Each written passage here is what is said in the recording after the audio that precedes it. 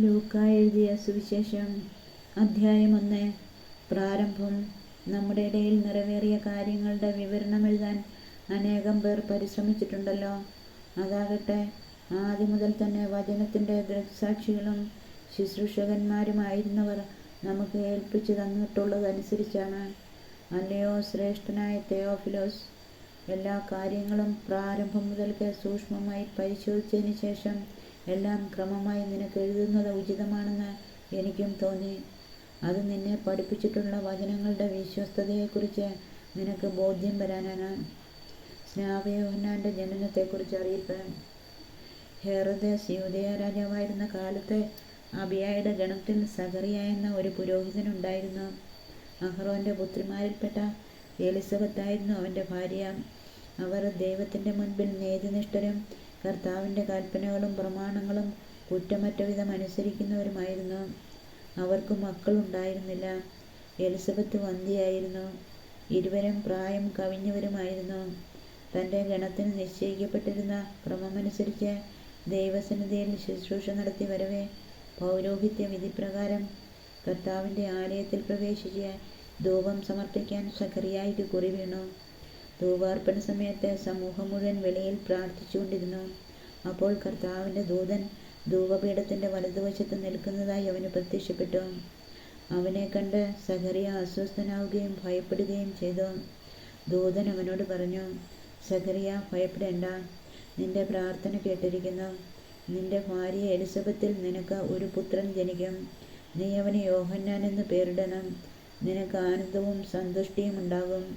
അനേകർ അവൻ്റെ ജനനത്തിൽ ആഹ്ലാദിക്കുകയും ചെയ്യും. കർത്താവിൻ്റെ സന്നിധിയിൽ അവൻ വലിയവനായിരിക്കും. വീഞ്ഞോ മറ്റു ലഹരിപാനീയങ്ങളോ അവൻ കുടിക്കുകയില്ല. അമ്മയുടെ ഉദരത്തിൽ വെച്ച് തന്നെ അവൻ പരിശുദ്ധാത്മാവിനാൽ നിറയും. ഇസ്രായേൽ മക്കളിൽ വളരെ പേരെ അവരുടെ ദൈവമായ കർത്താവിലേക്ക് അവൻ തിരികെ കൊണ്ടുവരും. പിതാക്കന്മാരുടെ ഹൃദയങ്ങളെ മക്കളിലേക്കും അനുസരണമില്ലാത്തവരെ നീതിമാന്മാരുടെ വിവേകത്തിലേക്കും തിരിച്ചുവിടാനും സജ്ജീകൃതമായ ഒരു ജനത്തെ കർത്താവിന് വേണ്ടി ഒരുക്കാനും ഏലിയായുടെ ചൈതന്യത്തോടും ശക്തിയോടും കൂടെ അവൻ കർത്താവിൻ്റെ മുമ്പേ പോകും. സഖറിയ ദൂതനോട് ചോദിച്ചു, ഞാനിത് എങ്ങനെ അറിയും? ഞാൻ വൃദ്ധനാണ്, എൻ്റെ ഭാര്യ പ്രായം കവിഞ്ഞവളുമാണ്. ദൂതൻ മറുപടി പറഞ്ഞു, ഞാൻ ദൈവസന്നിധിയിൽ നിൽക്കുന്ന ഗബ്രിയേലാണ്. നിന്നോട് സംസാരിക്കാനും സന്തോഷകരമായ ഈ വാർത്ത നിന്നെ അറിയിക്കാനും ഞാൻ അയക്കപ്പെട്ടിരിക്കുന്നു. യഥാകാലം പൂർത്തിയാകേണ്ട എൻ്റെ വചനം അവിശ്വസിച്ചതുകൊണ്ട് നീ മൂകനായിത്തീരും. ഇവ സംഭവിക്കുന്നതുവരെ സംസാരിക്കാൻ നിനക്ക് സാധിക്കുകയില്ല. ജനം സഖറിയായെ കാത്തു നിൽക്കുകയായിരുന്നു. ദേവാലയത്തിൽ അവൻ വൈകുന്നതിനെപ്പറ്റി അവർ അത്ഭുതപ്പെട്ടു. പുറത്തു വന്നപ്പോൾ അവരോട് സംസാരിക്കുന്നതിന് സഖറിയായ്ക്ക് കഴിഞ്ഞില്ല. ദേവാലയത്തിൽ വെച്ച് അവന് ഏതോ ദർശനമുണ്ടായി എന്ന് അവർ മനസ്സിലാക്കി. അവൻ അവരോട് ആംഗ്യം കാണിക്കുകയും ഊമനായി കഴിയുകയും ചെയ്തു. തൻ്റെ ശുശ്രൂഷയുടെ ദിവസങ്ങൾ പൂർത്തിയായപ്പോൾ അവൻ വീട്ടിലേക്ക് പോയി. താമസിയാതെ അവൻ്റെ ഭാര്യ എലിസബത്ത് ഗർഭം ധരിച്ചു. 5 മാസത്തേക്ക് അവൾ മറ്റുള്ളവരുടെ മുൻപിൽ പ്രത്യക്ഷപ്പെടാതെ കഴിഞ്ഞുകൂടി. അവൾ പറഞ്ഞു, മനുഷ്യരുടെ ഇടയിൽ എനിക്കുണ്ടായിരുന്ന അവമാനം നീക്കിക്കളയാൻ കർത്താവ് എന്നെ കടാക്ഷിച്ച് എനിക്കിത് ചെയ്തു തന്നിരിക്കുന്നു. യേശുവിൻ്റെ ജനനത്തെക്കുറിച്ച് അറിയിപ്പ്. 6-ാം മാസം ഗബ്രിയേൽ ദൂതൻ ഗലീലയിൽ നസ്രത്ത് എന്ന പട്ടണത്തിൽ ദാവീദിൻ്റെ വംശത്തിൽപ്പെട്ട ജോസഫ് എന്ന പേരായ പുരുഷനുമായി വിവാഹ നിശ്ചയം ചെയ്തിരുന്ന കന്യകയുടെ അടുത്തേക്ക് ദൈവത്താൽ അയക്കപ്പെട്ടു. അവളുടെ പേര് മറിയം എന്നായിരുന്നു. ദൂതൻ അവളുടെ അടുത്ത് വന്ന് പറഞ്ഞു, ദൈവകൃപ നിറഞ്ഞവളെ സ്വസ്തി, കർത്താവ് നിന്നോടുകൂടെ. ഈ വചനം കേട്ടവൾ വളരെ അസ്വസ്ഥയായി. എന്താണ് ഈ അഭിവാദനത്തിൻ്റെ അർത്ഥമെന്നവൾ ചിന്തിച്ചു. ദൂതൻ അവളോട് പറഞ്ഞു, മറിയമേ, നീ ഭയപ്പെടേണ്ട. ദൈവസന്നിധിയിൽ നീ കൃപ കണ്ടെത്തിയിരിക്കുന്നു. നീ ഗർഭം ധരിച്ചൊരു പുത്രനെ പ്രസവിക്കും. നീ അവന് യേശു എന്ന് പേരിടണം. അവൻ വലിയവനായിരിക്കും. അത്യുന്നതൻ്റെ പുത്രനെന്ന് വിളിക്കപ്പെടും. അവൻ്റെ പിതാവായ ദാവീദിൻ്റെ സിംഹാസനം ദൈവമായ കർത്താവ് അവന് കൊടുക്കും. യാക്കോബിൻ്റെ ഭവനത്തിന്മേൽ അവൻ എന്നേക്കും ഭരണം നടത്തും. അവൻ്റെ രാജ്യത്തിന് അവസാനമുണ്ടാകുകയില്ല. മറിയം ദൂതനോട് പറഞ്ഞു, ഇതെങ്ങനെ സംഭവിക്കും? ഞാൻ പുരുഷനെ അറിയുന്നില്ലല്ലോ. ദൂതൻ മറുപടി പറഞ്ഞു, പരിശുദ്ധാത്മാവ് നിന്റെ മേൽ വരും. അത്യുന്നതൻ്റെ ശക്തി നിന്റെ മേൽ ആവസിക്കും. ആകയാൽ ജനിക്കാൻ പോകുന്ന ശിശു പരിശുദ്ധൻ, ദൈവപുത്രനെന്ന് വിളിക്കപ്പെടും. ഇതാ നിന്റെ ചാർച്ചക്കാരി വൃദ്ധയായ എലിസബത്ത് ഒരു പുത്രനെ ഗർഭം ധരിച്ചിരിക്കുന്നു. വന്ധ്യയെന്ന് പറഞ്ഞിരുന്ന അവൾക്ക് ഇത് 6-ാം മാസമാണ്. ദൈവത്തിനൊന്നും അസാധ്യമല്ല. മറിയം പറഞ്ഞു, ഇതാ കർത്താവിൻ്റെ ദാസി, നിന്റെ വാക്ക് എന്നിൽ നിറവേറട്ടെ. അപ്പോൾ ദൂതൻ അവളുടെ മുൻപിൽ നിന്ന് മറഞ്ഞു. എലിസബത്ത് മറിയത്തെ സ്തുതിക്കുന്നു. ആ ദിവസങ്ങളിൽ മറിയം യൂദയായിലെ മലമ്പ്രദേശത്തുള്ള ഒരു പട്ടണത്തിലേക്ക് തിടുക്കത്തിൽ യാത്ര പുറപ്പെട്ടു.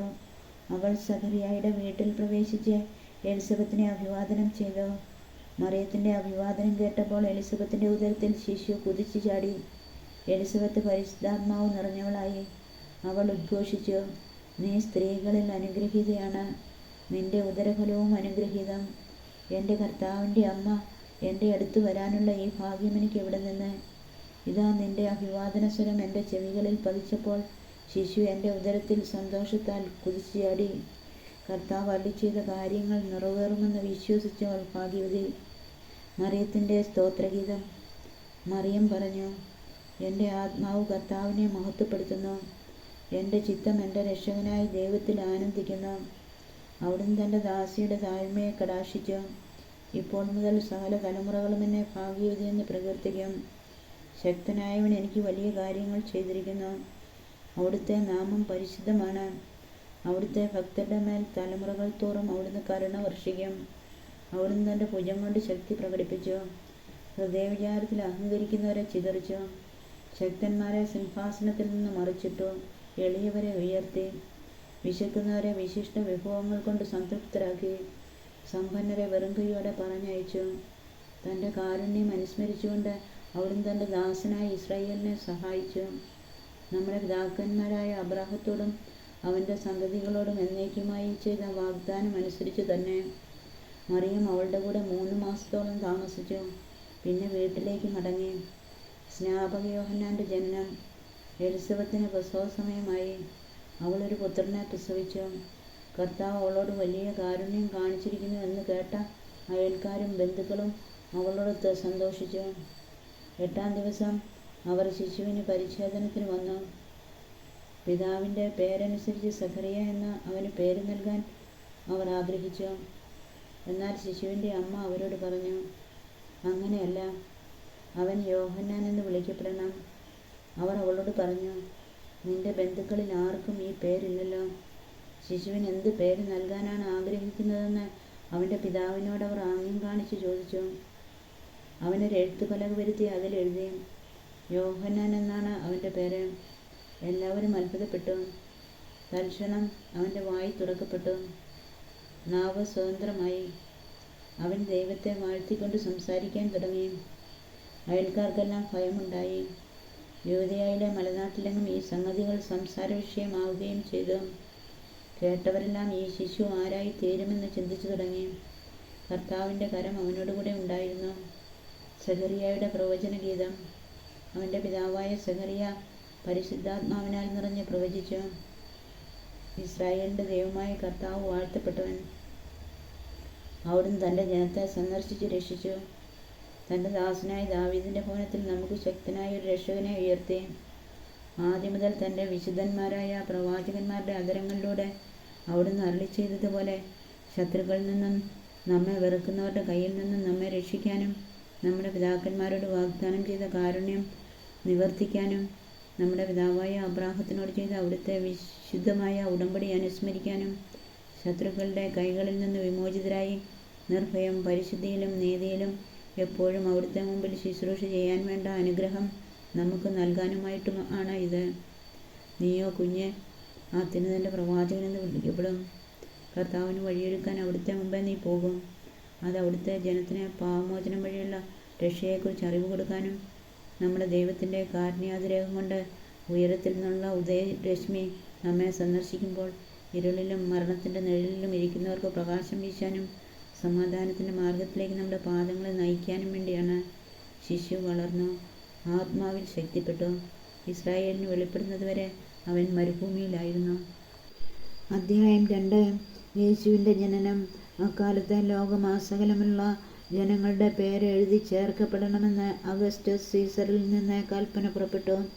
കിരിനിയോസ് സിറിയയിൽ ദേശാധിപതിയായിരിക്കുമ്പോൾ ആദ്യത്തെ ഈ പേരെഴുത്ത് നടന്നു. പേരെഴുതിക്കാനായി ഓരോരുത്തരും താൻ തങ്ങളുടെ നഗരത്തിലേക്ക് പോയി. ജോസഫ് ദാവീദിൻ്റെ കുടുംബത്തിലും വംശത്തിലും പെട്ടവനായിരുന്നതിനാൽ പേരെഴുതിക്കാനായി ഗലീലയിലെ പട്ടണമായ നസ്രത്തിൽ നിന്ന് യൂദയായിൽ ദാവീദിൻ്റെ പട്ടണമായ ബത്ലഹേമിലേക്ക് ഗർഭിണിയായ ഭാര്യ മറിയത്തോടുകൂടെ പോയി. അവിടെ ആയിരിക്കുമ്പോൾ അവൾക്ക് പ്രസവ സമയമെടുത്തു. അവൾ തൻ്റെ കടിഞ്ഞൂൽ പുത്രനെ പ്രസവിച്ചു. അവനെ പിള്ളക്കച്ചുകൊണ്ട് പൊതിഞ്ഞ് പുൽത്തൊട്ടിയിൽ കിടത്തി. കാരണം സത്രത്തിൽ അവർക്ക് സ്ഥലം ലഭിച്ചില്ല. ആട്ടിടയന്മാർക്ക് ലഭിച്ച സന്ദേശം: ആ പ്രദേശത്തെ വയലുകളിൽ ആടുകളെ രാത്രി കാത്തുകൊണ്ടിരുന്ന ഇടയന്മാർ ഉണ്ടായിരുന്നു. കർത്താവിൻ്റെ ദൂതൻ അവരുടെ അടുത്തെത്തി. കർത്താവിൻ്റെ മഹത്വം അവരുടെ മേൽ പ്രകാശിച്ചു. അവർ വളരെ ഭയപ്പെട്ടു.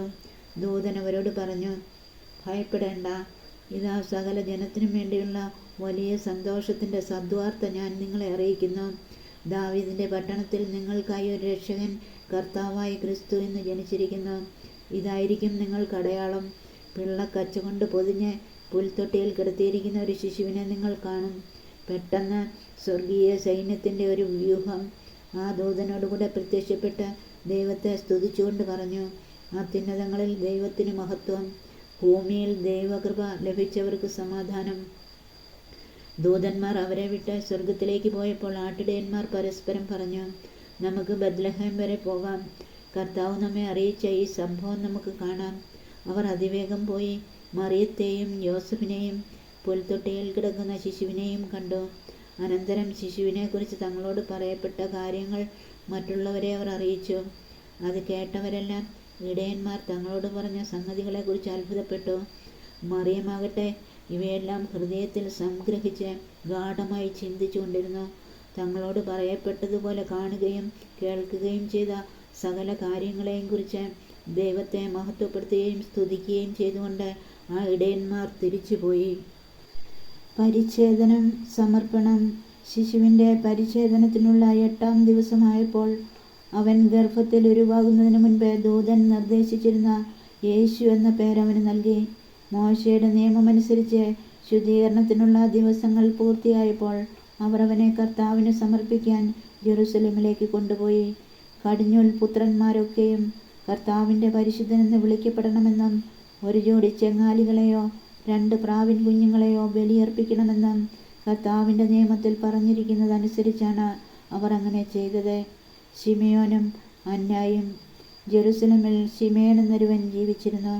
അവൻ നീതിമാനും ദൈവഭക്തനും ഇസ്രായേലിൻ്റെ ആശ്വാസം പ്രതീക്ഷിച്ചിരുന്നവനുമായിരുന്നു. പരിശുദ്ധാത്മാവ് അവൻ്റെ മേലുണ്ടായിരുന്നു. കർത്താവിൻ്റെ അഭിഷിക്തനെ കാണുന്നതുവരെ മരിക്കുകയില്ല എന്ന് പരിശുദ്ധാത്മാവ് അവനെ വെളിപ്പെടുത്തിയിരുന്നു. പരിശുദ്ധാത്മാവിൻ്റെ പ്രേരണയാൽ അവൻ ദേവാലയത്തിലേക്ക് വന്നു. നിയമപ്രകാരമുള്ള അനുഷ്ഠാനങ്ങൾക്കായി ശിശുവായ യേശുവിനെ മാതാപിതാക്കന്മാർ ദേവാലയത്തിൽ കൊണ്ടുചെന്നു. ശിമയോൻ ശിശുവിനെ കയ്യിലെടുത്ത് ദൈവത്തെ സ്തുതിച്ചുകൊണ്ട് പറഞ്ഞു: കർത്താവേ, അവിടുത്തെ വാഗ്ദാനമനുസരിച്ച് ഇപ്പോൾ ഈ ദാസനെ സമാധാനത്തിൽ വിട്ടയക്കണമേ. എന്തെന്നാൽ സകല ജനതകൾക്കും വേണ്ടി അങ്ങ് ഒരുക്കിയിരിക്കുന്ന രക്ഷ എൻ്റെ കണ്ണുകൾ കണ്ടു കഴിഞ്ഞു. അത് വിജാതിയർക്ക് വെളിപാടിൻ്റെ പ്രകാശവും അവിടുത്തെ ജനമായ ഇസ്രായേലിൻ്റെ മഹിമയുമാണ്. അവനെക്കുറിച്ച് പറയപ്പെട്ടതെല്ലാം കേട്ട് അവൻ്റെ പിതാവും മാതാവും അത്ഭുതപ്പെട്ടു. ശിമയോൻ അവരെ അനുഗ്രഹിച്ചുകൊണ്ട് അവൻ്റെ അമ്മയായ മറിയത്തോട് പറഞ്ഞു: ഇവൻ ഇസ്രായേലിൽ പലരുടെയും വീഴ്ചയ്ക്കും ഉയർച്ചയ്ക്കും കാരണമാകും. ഇവൻ വിവാദ വിഷയമായ അടയാളവുമായിരിക്കും. അങ്ങനെ അനേകരുടെ ഹൃദയവിചാരങ്ങൾ വെളിപ്പെടും. നിന്റെ ഹൃദയത്തിലൂടെ ഒരു വാൾ തുളച്ചു കയറുകയും ചെയ്യും. ഫനുമേലിൻ്റെ പുത്രിയും ആഷേർ വംശീയയുമായ അന്ന എന്നൊരു പ്രവാചികയും അവിടെ ഉണ്ടായിരുന്നു. ഇവൾ കന്യകാപ്രായം മുതൽ 7 വർഷം ഭർത്താവിനോടൊത്ത് ജീവിച്ചു. 84 വയസ്സായ ഈ വിധവ ദേവാലയം വിട്ടുപോകാതെ രാപകൽ ദൈവത്തെ സ്തുതിച്ചുകൊണ്ട് ഉപവാസത്തിലും പ്രാർത്ഥനയിലും കഴിയുകയായിരുന്നു. അവൾ അപ്പോൾ തന്നെ മുൻപോട്ട് വന്ന് ദൈവത്തെ സ്തുതിക്കുകയും ജെറുസലേമിൽ രക്ഷ പ്രതീക്ഷിച്ചുകൊണ്ടിരുന്ന എല്ലാവരോടും ശിശുവിനെക്കുറിച്ച് സംസാരിക്കുകയും ചെയ്തു. കർത്താവിൻ്റെ നിയമപ്രകാരം എല്ലാം നിവർത്തിച്ച ശേഷം അവർ സ്വനഗരമായ ഗലീലിലെ നസ്രത്തിലേക്ക് മടങ്ങി. ശിശു വളർന്നു ജ്ഞാനം നിറഞ്ഞ് ശക്തനായി. ദൈവത്തിൻ്റെ കൃപ അവൻ്റെ മേലുണ്ടായിരുന്നു. ബാലനായ യേശു ദേവാലയത്തിൽ. യേശുവിൻ്റെ മാതാപിതാക്കന്മാർ ആണ്ടുതോറും പെസഹ തിരുനാളിന് ജെറുസലേമിൽ പോയിരുന്നു. അവന് 12 വയസ്സായപ്പോൾ പതിവനുസരിച്ച് അവർ തിരുനാളിന് പോയി. തിരുനാൾ കഴിഞ്ഞവർ മടങ്ങിപ്പോന്നു. എന്നാൽ ബാലനായ യേശു ജെറുസലേമിൽ തങ്ങി. മാതാപിതാക്കന്മാർ അതറിഞ്ഞില്ല. അവൻ യാത്രാ സംഘത്തിൻ്റെ കൂടെ കാണുമെന്ന് വിചാരിച്ച് അവർ ഒരു ദിവസത്തെ വഴി പിന്നിട്ടു. ബന്ധുക്കളുടെയും പരിചയക്കാരുടെയും ഇടയിൽ അന്വേഷിച്ചിട്ട് കാണായികയാൽ യേശുവിനെ തിരക്കി അവർ ജെറുസലേമിലേക്ക് തിരിച്ചുപോയി.